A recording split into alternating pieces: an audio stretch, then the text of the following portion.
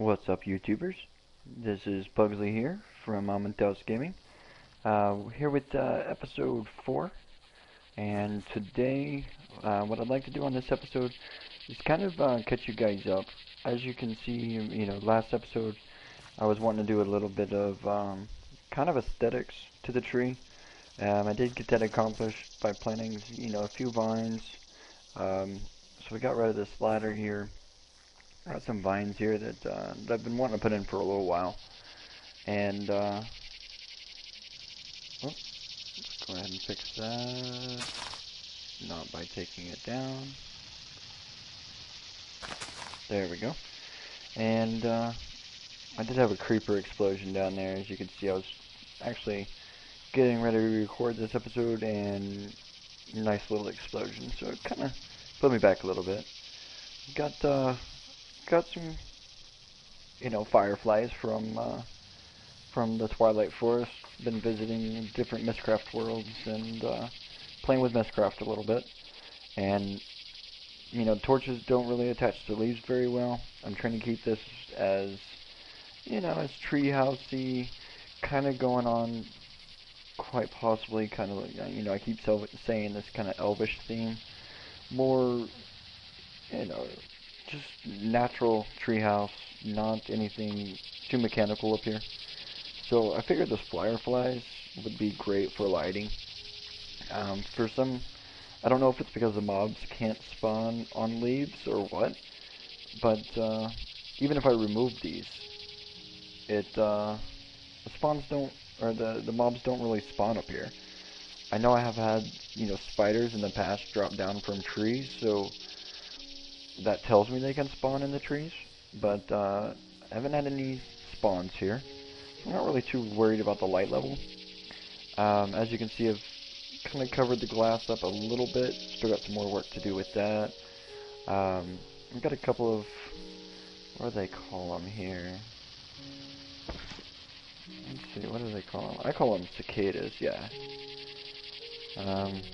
And because I'm a redneck, we also call them jarflies. So, I've got a few cicadas in here, kind of give it some audio aesthetics. One thing I did add, I know I was talking about adding a village, kind of trying to do a treehouse village. I've kind of gone off of that, because my main reason for doing the village at this point was for, farming villagers, mainly mystcraft, thaumcraft villagers, bee villagers for the wife. She's working on bees quite a bit. But I've kind of got off that track, and now thinking more on, the rooms like your thaumcraft room, your mystcraft room, just different rooms. So what I've actually kind of hidden up in one of these limbs, that limb there, is something that I've been, putting back and putting back, my enchantment room. So I've kind of hid that in here. Got a nice little chest for my enchanted books. Got, my enchanting table, all the bookshelves needed, plus a few extras. Some nice little lighting with the glowstone there. And, I kind of went, and we'll have to go down here to show you, but I went around the outside and essentially tore down all the leaves. I've been running with a chainsaw, so that kind of works like the sickle in the fact that as long as your chainsaw has a battery charge, if I can get up here, it actually drops the leaves instead of, destroying them. So you can see it a little bit here, the walkway, so it's not completely hidden, but from the outside, it's absolutely hidden. You're not able to tell that that's there. There's a small couple of spots where some boards show through, but it just looks like, wood from a leaf, or from a limb or whatnot. So that's kind of what I'd like to do, kind of change of plans. Always happens for me. I've got an idea and then I change it up and then change it up again. But that's kind of the idea, because having everything downstairs kind of defeats the purpose of building a treehouse. So anything, the small little rooms, you know, I'd like to expand out. The tree, looks like I glanced over that Enderman there, so. But the tree itself will kind of expand as I go. It won't just be what's already here. And I'm going to try to keep the look of the tree, but also, you know, give the ability like I did there. It does look like a big cluster of limbs, but it still has that natural feel to it. So, that's kind of what I worked on up here. Now, again, I do apologize that I haven't really been doing much videos as I'm working on this stuff. Work schedule, busy house. Notice my last video had family members walking in and out of the office here, so it does get kind of noisy in my home from time to time. So finding just the perfect time to record doesn't work out too well.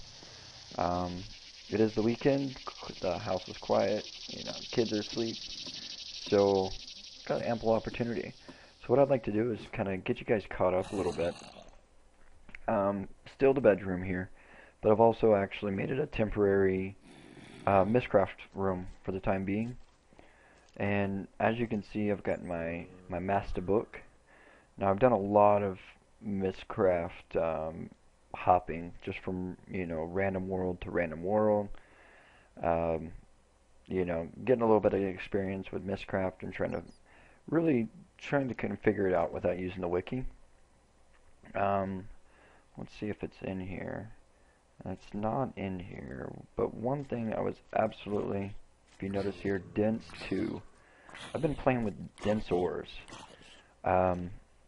Absolutely crazy worlds. Crazy worlds. I found one that didn't seem to have too much decay for some reason. Now the random explosions and the storm is absolutely insane. We might actually visit that that world here within the next episode or two. But we were having a shortage of blazes as well, because our nether section is kind of not really near any nether fortresses. So, you know, I went ahead and spawned a book that had a few different fortresses, nether fortress, dungeons, and mine shafts, just to kind of do a little bit of mob farming for soul shards. And I come across, you know, a few spawners in one of the nether, and just created a book, jumping straight to that spot. We can actually, let me check here before we do that. I don't want to, okay, yeah, nothing too bad there. We can actually hop in here and have a look. And it's in the, it's actually in just a random, not really a random mystcraft world. I did build it, and as you can see, the blazes are already active here. You know, I did kind of configure it specifically for this purpose, finding these blazes, nether fortresses. That way we didn't have to go into, okay, let's do this. That way we didn't have to go into the nether to actually farm our shards. And I don't have my soul shard on me right now, but still get a couple of blaze rods out of it while I'm here. I'm lagging just a bit. Another reason why I haven't been really recording too much here lately is I had some server issues that we had to straighten up. We had Dynamap installed, and I don't know if you guys know much about Dynamap, but Dynamap can most definitely lag a server, but it also takes up a ton of storage on the server. So cleaning that up, doing a little bit of refreshing, getting some things fixed up. We've gotten rid of a lot of issues, and you can see there I had to fix my vines there. And you can also see a little bit farther down where I have been de-opt. So no worries there, as you can see. No cheating. Not gonna happen. Can't do it. so no worries. And just so you know, the only reason why I de-opt there or opt there was to go ahead and fix the vines. That way I could get this episode going, because I didn't have a chainsaw on me, and I was actually kind of locked out of my house. So, emergency kind of opt to fix it so I could get this episode rolling for you. Just keep in mind that I don't do it with other things, and you'll find that out as long as I go. As far as I go. There we go, got rid of that NEI lag. I just had to do it to get this video going here for us. Now this was, if I'm not mistaken, in episode 4. This was our rubber tree farm. It has been actually kind of put on hiatus for a moment because I really don't need it.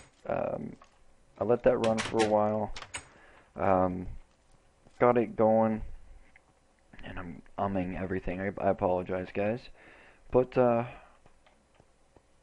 you know, I've got the rubber. I've got a few stacks here going.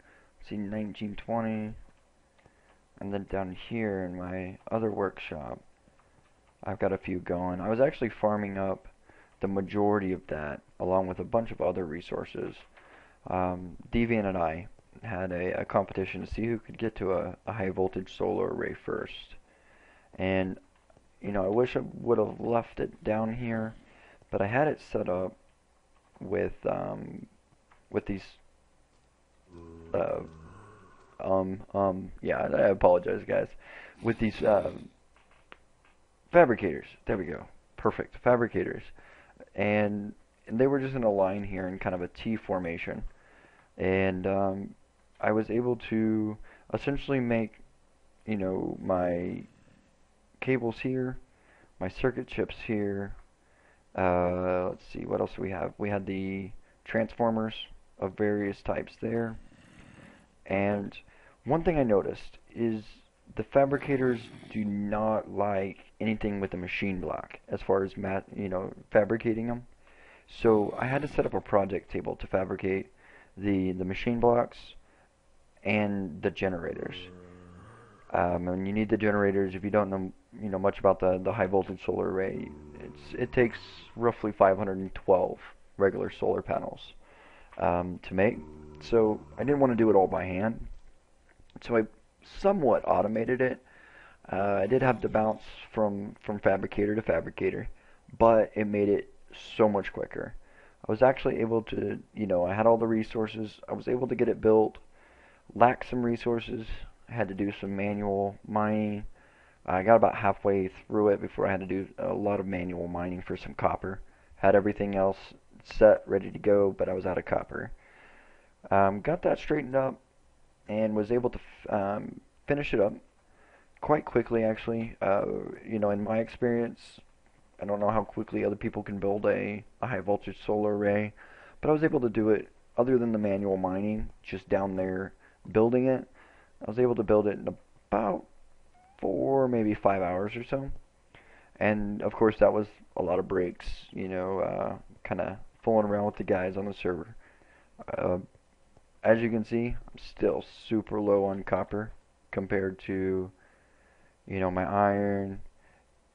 Diamonds, just to let you guys know, there's another bunch of them hidden elsewhere. Not that I don't trust my server mates, it's a little tempting with the amount that I've got. And the reason I've got that much that I'm starting to get a little paranoid about them is I'm actually doing, I guess you would call them disposable quarries in the nether, running off of redstone energy cells, and it's working out quite well for the most part. I'm not getting a lot of copper, but I'm getting a lot of the other resources that I need. Constantly charging these up so I can do those disposable. And what I mean by disposable is that you've got the random explosions. Anything could go wrong in those dense ores. So I making them literally. The only thing that I hate getting rid of is the spot loader for the machinery area, which I don't even think you need, but I do it just in case, and the ender chest.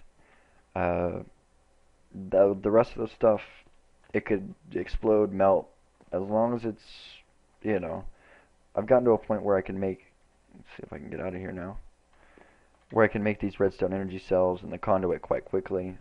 The quarries, because of the first quarry I ran, I wish I could post the video, but it was kind of an impromptu video. A lot of, not, let's just say it wasn't PG-13.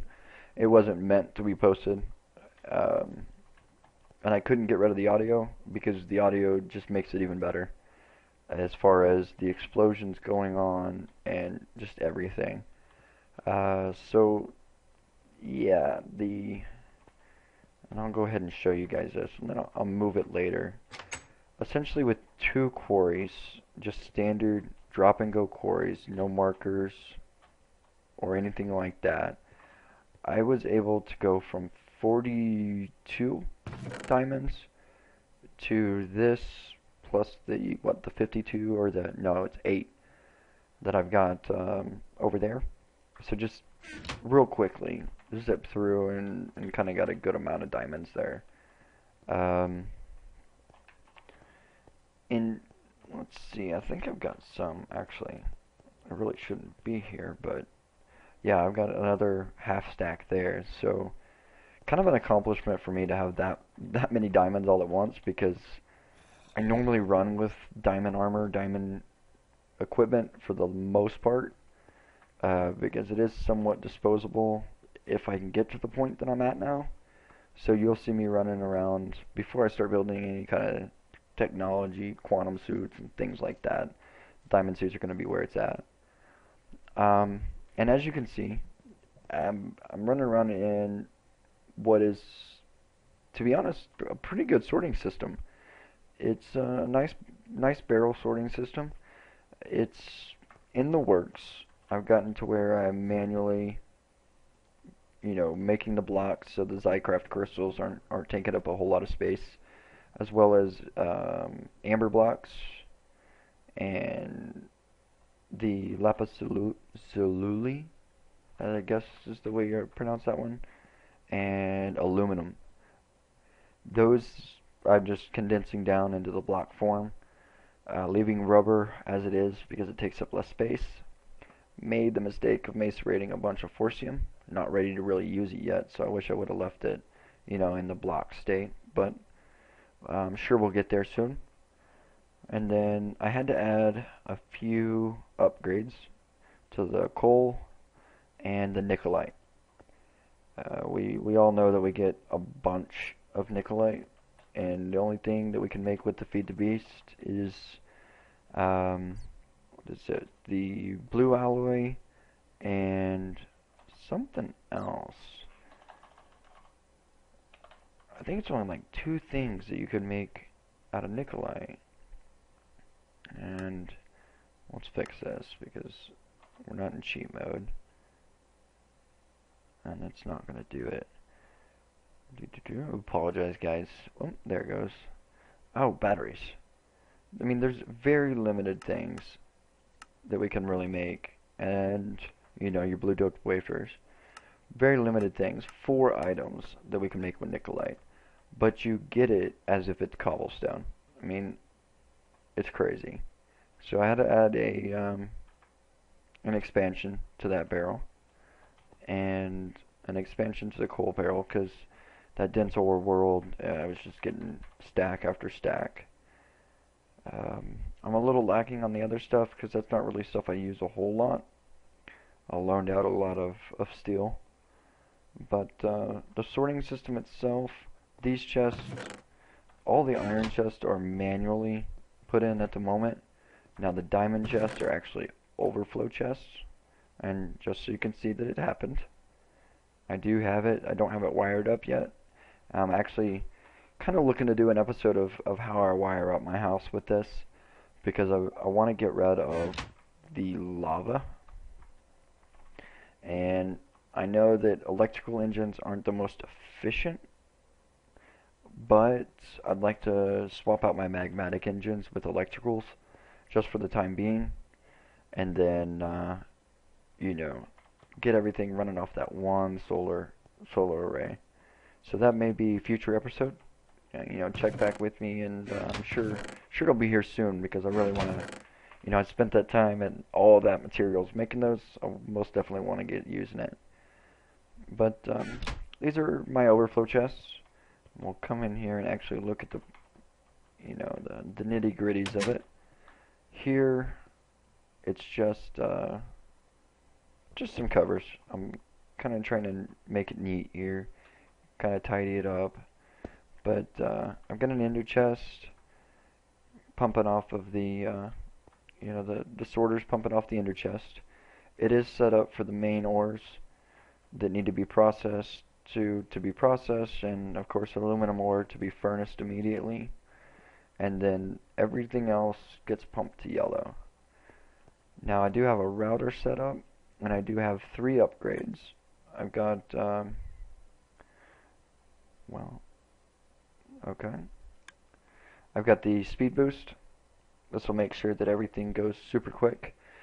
Speed boost is how quickly or how long the router kind of goes between each of these barrels. The speed boost speeds that up, so it's a shorter time, meaning items stay in the inventory for a lot less time, which keeps the rest of the system running smoothly. I've also got the bandwidth doing the same thing. It makes the system run a lot smoother because it's not cramming up the system with one item at a time, just bouncing back and forth, and then the ender chest gets full, the whole system backs up, man. Quarries are spitting everything everywhere, bad juju. So the bandwidth add-on that allows for full stacks to move through this. Then I've also got, I did have, oh, there it is, the machine filter, and that allows me to determine, I can say that this is going to go to a specific spot. Hoppers, anything that it's connected to, whether it be through pipes or, alloy furnace. Essentially any machine from the looks of it. I don't know, I'm going to have to play with that a little bit more. But the reasoning for having that is that way it's not dumping into any other inventory that might be attached to it, whether it be, something attached to one of these barrels or on the back side of the barrel. It stops that from happening. So essentially how this works is those items pump in. If they sit here, as soon as they enter here, this gate is set, if the inventory is empty, to do a red signal. That red signal locks up, a redstone signal locks up this timer. Now this timer is set to 1.25 seconds. So what happens is, as soon as an item comes in, it shuts this off, in turn turning on that timer. If the timer gets to, the 1.25, and there's an item in here, it will actually turn on that redstone signal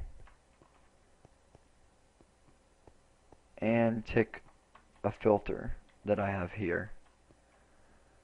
And the only way I could really use the filter, at least the way I found, is having that machine filter. The machine filter makes sure the filter itself can't pull from it. So the filter will only pull when it receives this signal. And it pumps just to my 2 overflow chests. Soon I'd like to, have another sorter here and kind of work with something like this. My condensing system, dump into a central location maybe and condense out of it, because I've got a lot of things that I need condensing that are going to our overflow chest right now, and it's just taking up space.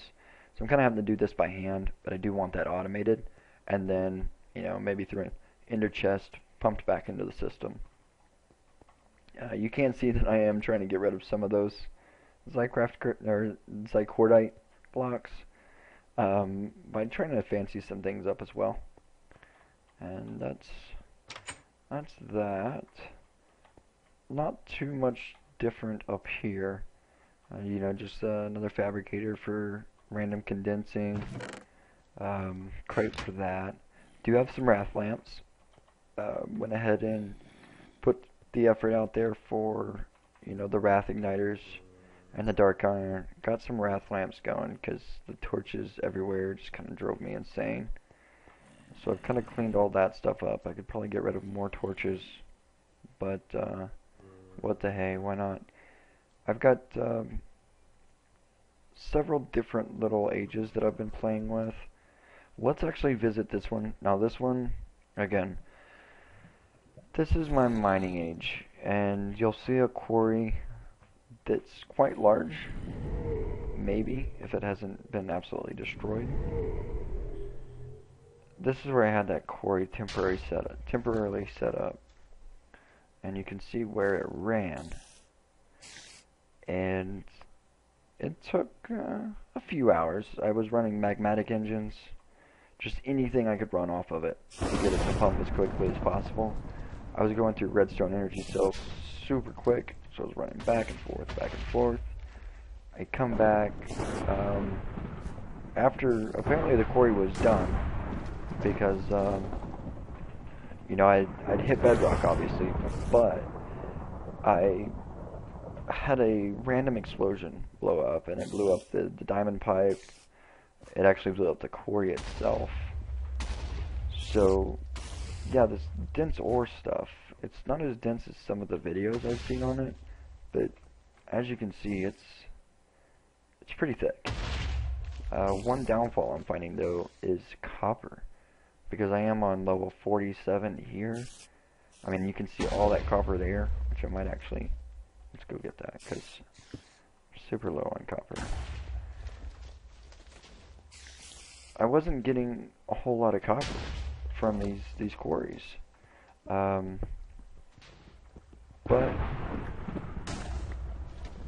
I'm the normal dwarf here. I don't leave anything that I need left out, so we're going to take advantage of this dense ores at the moment. And we are in a cave world in here, trying to keep down. If you look at the map, it looks like a war zone. Between decay, kind of slow from the looks of it, random explosions, yeah, you name it, it's bad up top. So I'm kind of glad we got a cave world. From what I hear, it's kind of the best to have for, you know, a mining world with dense ores. I do wish there was a little bit more ore. It would be absolutely insane, but completely overpowered. Because, I mean, I got quite a bit of diamonds off that the other night, and I don't know if I really want to do it too much, because it kind of broke it for me. Now, coming down and manually mining, that's fine with me. I have no problem coming down and actually mining the stuff out. It is a little hectic here, so it does add a bit of risk. Whereas, yeah, setting up a throwaway quarry adds risk, but it really doesn't, because if I'm pulling that kind of materials out of here, I have the materials to make throwaway quarries, so the risk is no longer there. I'm able to jump in, set up the quarry, and get out before, you know, if I make anything off the quarry, I've made it. If not, I come back and check the quarry and pick up what's left and set it up somewhere else. So I don't really, I mean, I like the idea of the dense ores, because, oh, nice little bit of lag there. But I don't, because it could be, I guess, misused to kind of break the more reality of the game. I like mystcraft, don't get me wrong. I don't mind creating a flat world and running quarries there, but when you add this much ore, I like it because I was really short on ore after building that high voltage array. But yeah, that's pretty much the dense ore world that I've got working. I'm gonna get lost here, to be completely honest, because I don't think I have any waypoints added. Nope, no waypoints added. So, what I'm gonna do is, to be honest, that's pretty much the majority of what I've been working on. I'll probably actually go ahead and play a little bit for a while here, get you guys a few more episodes. I'd like to do a few short, 15ers, and do a little bit of building, but again, it's no plans. I'm really trying to get used to this recording stuff.